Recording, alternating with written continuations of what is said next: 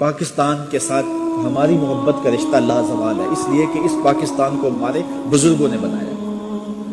کچھ لوگ کرائے کے مکان میں رہ رہے ہوتے ہیں اور کچھ لوگ اپنا بنا کے گھر رہ رہے ہوتے ہیں۔ تو جو کرائے کے مکان میں رہ رہے ہوتے ہیں تو وہ مکان کے ساتھ جو سلوک کرتے ہیں وہ کسی سے مخفی نہیں ہوتا۔ کچھ لوگ پاکستان میں رہ رہے ہیں لیکن وہ کرائے کا مکان سمجھ کے رہ رہے ہیں، اور ہم اس وطن میں رہ رہے ہیں اس لیے کہ ہمارے بزرگوں نے اس کی بنیادیں کھودی، اس میں خون ڈالا، اس کے اندر جو ہے وہ تعمیر کے مراحل سارے طے کیے۔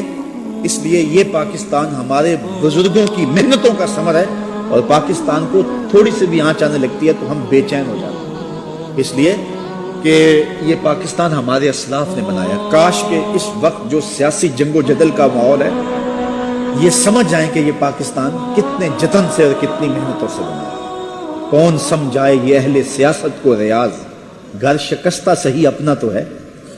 یہ اپنا گھر ہے ہمارا، ہمارے بزرگوں نے اس کو خون دے کے 10 لاکھ شہیدوں کا خون پاکستان کی بنیادوں میں پڑا۔ 1 کروڑ سے زائد لوگوں نے ہجرت کر کے جو ہے وہ اس ملک کو قربانی دے کر کے جو ہے اس ملک کی آبیاری کی ہے۔ 50,000 خواتین کی عصمت لٹی۔ وہ منظر کتنا دردناک تھا کہ جب سکھ جو ہے وہ آگے بڑھ کے کسی عورت پہ حملہ آور ہوتے اور وہ اپنی عزت بچانے کے لیے کنویں میں چھلانگ لگاتے۔ اللہ اکبر! آپ سرہند شریف جائیں تو وہاں ساتھ ایک کنواں ہے، اس کنویں پر لوگ جاتے ہیں، ہزاروں کی تعداد ہوتے ہیں۔ اس کنویں کے بارے میں مشہور یہ ہے کہ اپنی آبرو بچانے کے لیے اس کنویں کے اندر سید زادیوں نے چھلانگیں لگائی تھی۔ تو یہ پاکستان ایسے تو نہیں بنا، یہ پاکستان یوں ہی تو مارز وجود میں نہیں آ گیا۔ میں کہانی پڑھ رہا تھا، ایک شخص کہتا کہ سکھوں کا جتھا میرے پیچھے آیا اور آگے نہر تھی، اور میں نے محسوس کیا کہ نہر میں بہت سارے لوگ تیرتے ہوئے جا رہے ہیں۔ تو میں نے بھی ایک لکڑی پکڑی اور اس لکڑی کو پکڑ کے نہر میں چھلانگ لگا دی تاکہ میں بھی اس کے سہارے جو ہے وہ آگے چلا جاؤں۔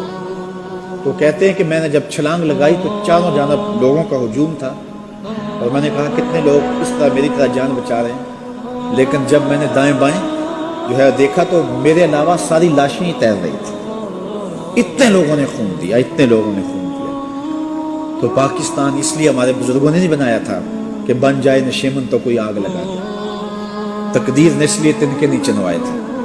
اس پاکستان کی بنیادوں کے اندر لہو ہے، خون ہے۔ میرے والد گرامی رحمۃ اللہ تعالی علیہ جب 14 اگست آتا تھا تو آپ اللہ کا شکر بھی ادا کرتے تھے، پاکستان کے لیے دعائیں بھی مانگتے تھے، لیکن میں نے دیکھا کہ ان کی آنکھوں میں آنسو اس دن زیادہ ہوتے تھے، ان کو وہ مناظر یاد آتے تھے، بلکہ مجھے فرمایا کرتے تھے ہر 14 اگست کو شام کو ہم ان کے دائیں بائیں بیٹھ جاتے اور وہ پاکستان بننے کے حالات ہمارے سامنے رکھتے۔ تو ایک مرتبہ ہمارے گھر میں ایک خاتون تشریف لائیں تو بڑی گرم جوشی کے ساتھ بزرگوں نے اس کو بٹھایا، استقبال کیا۔ تو بعد میں ہم نے پوچھا تو فرمانے لگے کہ یہ خاتون وہ ہے کہ اللہ نے مجھے سعادت دی کہ اس کی زندگی میں نے بچائی تھی۔ کہا کہ اس خاتون کے پیچھے سکھ جوان دوڑے اور یہ مکان کی چھت پہ چڑھ گئے، اور سکھ پیچھا کرتے ہوئے وہاں پہنچے تو اس نے گلی میں چھلانگ لگا دی تو اس کی ٹانگیں ٹوٹ گئیں۔ فرماتے ہیں میری والدہ بیمار تھی اور بوڑھی تھی، میں ان کو کندھوں پہ اٹھا کر کے گلی سے نکل رہا تھا تو یہ راستے میں رو رہی تھی اور مجھے کہنے لگی کہ پاجی میرا کی بنے گا؟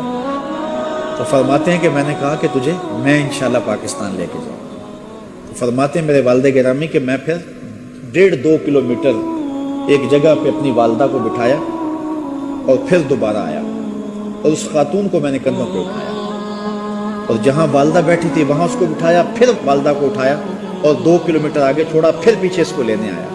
فرمایا کرتے تھے لوگوں نے پاکستان کی طرف 1 بار سفر کیا ہے، میں نے پاکستان کے لیے 3 بار سفر کیا۔ 1 بار جاتا تھا، پھر آتا تھا، پھر آتا تھا، اور اس طرح جو ہے وہ پاکستان اس خاتون کو میں نے پہنچایا، اور وہ بہت زیادہ تشکر کے جذبات تھے اور ماضی کی یادوں کا ذکر ہو رہا تھا۔ تو کتنے دکھوں کے ساتھ 50,000 خواتین جو ہیں وہ ان کی قسمتیں پامال ہوئیں، اور لاکھوں لوگوں نے اس پاکستان کی بنیاد کے اندر اپنا لہو ڈالا۔